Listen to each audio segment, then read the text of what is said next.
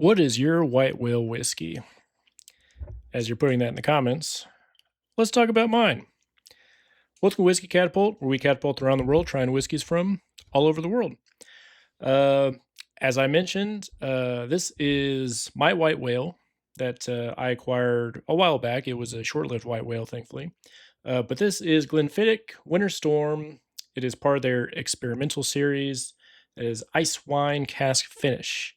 It's aged for 21 years. This is batch number 2 and is balled at 43%. So, always been a fan of Glenfiddich. I've done a review of the 15 year that I really enjoy. It's one of my favorite whiskeys of all time. And as I was kind of growing in my whiskey journey, this bottle caught my eye because I'd never heard of an ice wine cast finish before. And that sounded really intriguing. I kind of knew about the process of ice wine, how rare it is to kind of be able to do. And I want to be on the lookout for it. So I looked everywhere, looked online. This was before I knew about auction sites. Um, couldn't really find it. I think I found it on one website, but it was like 800 bucks or something stupid. I was like, I was on a budget, trying to get as close to MSRP as I possibly can. A couple of my friends found it for me at a shop in Florida, I believe.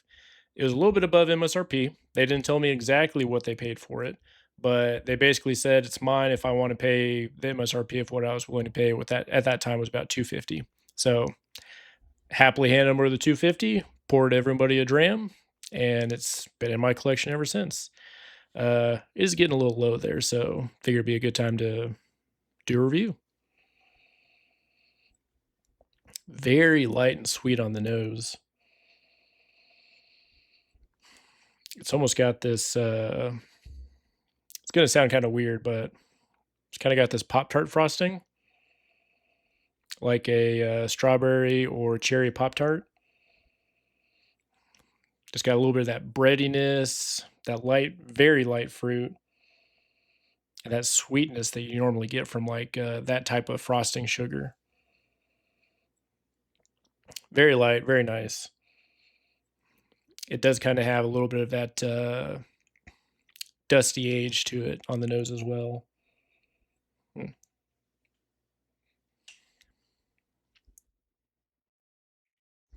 Didn't get that big of a swig. Mm. Very light, very sweet. You still have some of that light fruit coming through. Very faint oak at the back end. Yeah. Still that light, sweet fruit kind of dancing in there. Little bit of grape. Not really much spice to it though. And almost no burn, just kind of that light sweetness, a little bit of fruit. It's nice. It's very nice. Mm. So, yeah, I've had this run for a while. This is the box it comes in. I don't know why they do this. It opens on both sides. I really don't understand the design of that, but their 21 year rum cask finish, also same style box, opens on both sides. But it's got kind of information about the process here. It's got some on the back end too, and maybe that's why they had it open, so it's a little bit easier to read, so you don't have to read it through the box. But still kind of odd. But very nice presentation. You kind of hope so for a 21-year-old whiskey. And I really like their experimental series that they've done. Their Project XX is really good, especially for the price. I've not seen it in my area for quite a while though, so I don't know if they're still making that one or not. But I actually have seen another bottle, this one in my area, and the shop's asking 500 bucks for it. Not worth that. Not for me. I feel like you can probably get this one at auction pretty close to MSRP. So worth keeping your eye out there. But yeah, I had never had ice wine cast finish before. And while I was looking for this one, I did have the opportunity to try it at a bar. Obviously, buy it, pour of it, but I didn't want to destroy the illusion of what this could end up being. So, um, you know, I figured it'd be fun. I like on the back here too. It says, "It is best enjoyed with a frozen grape in a frozen glass." 21-year-old Scotch. I could do the frozen glass. I don't know if I do a frozen grape, but we'll see. There's a little bit left over. I might give that a try and just kind of see. Although, wouldn't it be awful if that's like the best experience ever, and I'm like, oh no, I've wasted it. I could have been drinking it as suggested this whole time. Unlikely. Mm. Noses open up nicely. It's 43%. I'm not really planning on adding water to this. I've done it before and it died off too fast. I don't, and that's probably why they say a frozen grape instead of a frozen ice cube because it'll dilute it down too much. Mm. Still nice and sweet. It's weird that it's Pop Tart that's popping up. But if you've ever smelled a Pop Tart, not that you would need to, not from the toaster, obviously, but just sitting around, that sweetness from the frosting, that light fruit, and even that just kind of, I guess, pastry bread, whatever they call it. Not that I'm trying to piss off the Pop Tart people and questioning what their stuff actually is, but okay. A little bit more time. That fruit's starting to come through a little bit more now. Light oak on the back. So this one needs time to open up. And not surprising, it's 21-year-old. But I want to say my fill level is about to here now. So just a few more drams left. Whenever I get a bottle of halfway, I start focusing on it. So I've been enjoying this one quite a bit lately. But as always, I have irritations whenever they do the coated glass, so you can't see inside of it.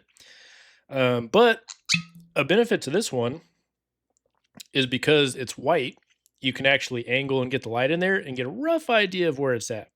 Whereas I've got some bottles that are coated with like black or dark blue or something like that. No matter how much light you get in there, you can't see anything. So kind of a bummer there. But did this live up to the hype as my white whale?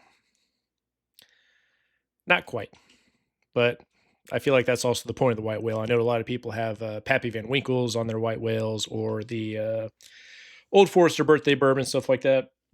It is by no means a disappointment. But since then, I have had some other ice wine cask finish whiskeys. Writer's Tears is a great example of that Irish whiskey. Amazing flavor, absolutely delicious, but higher strength. So kind of makes sense. This one's 43%. It does not say if it is non-chill filtered in natural color. So hard to tell. I know it's experimental series and they're kind of going through and, Glenfiddich is more of one of the companies that goes by volume versus, individual ones, but I would love to try this as a cast strength one, even at 46, 48%. I feel like just that little bit of extra proof would kind of move it up the next way. I have had some higher strength Glenfiddichs that just like have that extra flavor that you're looking for. If they ever come out with a batch 3, which I've not seen, but if they ever come out with another batch of this, please 46% or above, because I think it needs it. It's light, it's refreshing, it's really nice. This is a good summer dram, but man, it just leaves you wanting a little bit more. Just that, what if I got to try this from right out of the cask, or what if I got to try this as just a little ABV? You can always proof it down. You can't proof it back up, unfortunately.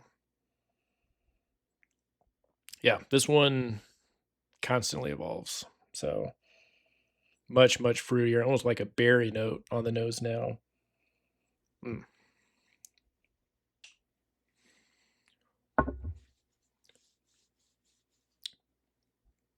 It's got this like nice decadent, still that light fruit, but that berry note from the nose is coming through now. But very light, very sweet. Still has some of that grape in there. Yeah, this one's nice. If you're a big fan of Glenfiddich and you get this for about $250, $300, I think you'll enjoy it. I think it's worth it.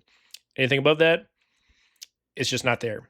If they had a higher proof, I could probably recommend a little bit higher price, but as is, unless you're just like, hey, I'm collecting and I just want it for my collection, pay what you want.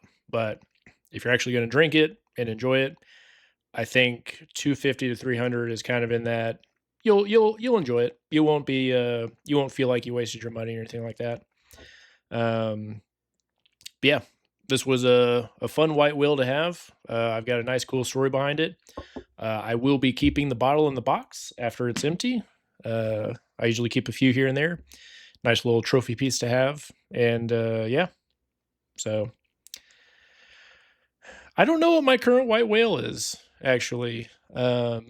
Once we discovered the auction sites, anything was possible. I'd always wanted to try the Glenfiddich Snow Phoenix, which I've got a bottle of. It's fantastic. That one definitely lives up to the hype. And just about everything else is within grasp. I'd say if I had another one, it'd probably be the Middleton Dare Gaelic Irish whiskey that's finished in the Irish oak woods. And those are not too hard to find. They're just very expensive. They're like $500, and I've not jumped at that yet.